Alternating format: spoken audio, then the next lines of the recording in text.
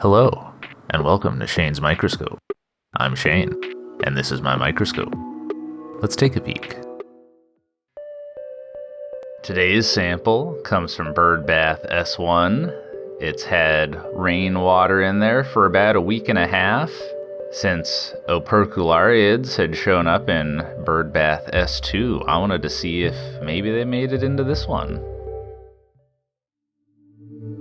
Well, under the microscope, I have reason to be optimistic. At this magnification, that could be anything, but I'm hoping. I'm actually just delighted to see any paratrix. We can see we've also got some motile ciliates and a rotifer, and this looks to be opercularia. It's a paratrich attached to a substrate with a stalk. The stalk isn't contractile, and it's got that horseshoe-shaped macronucleus in there. Well, that's just delightful if you ask me. Here's another one nearby. The angle of illumination is really showing off those striations on the pellicle.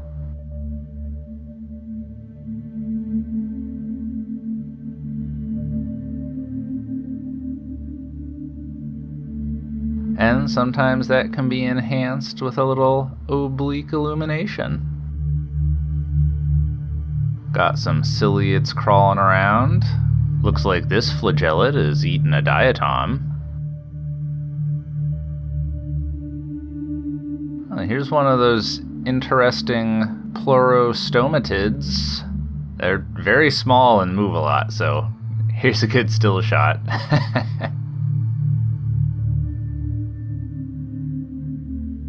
And another one.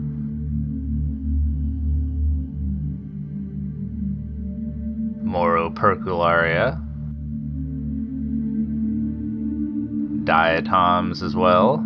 And I'm not sure what this interesting thing is, but I'm pretty sure it's fungal in origin.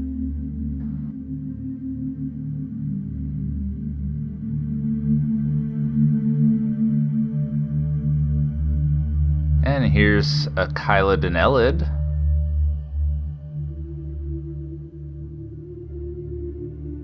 And more opercularia. Let's have a closer look at one of those rotifers. We can see from the location of the orange eyes, this is Phylodina. Look at that interesting barb on the side of the mouth parts. I wonder if that's for muscular attachment. I've never gotten such a good side view before, so I've never seen that. Neat. Can also really see the dorsal sensory apparatus there. This rotifer was not interested in sitting still.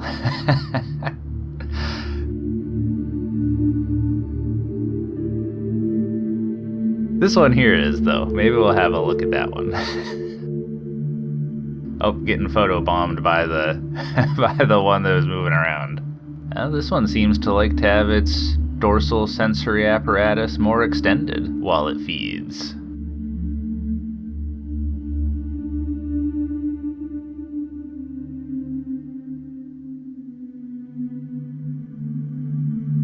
And here's a hypotrich. Changing our focus lets us see the cirri on different parts of its body.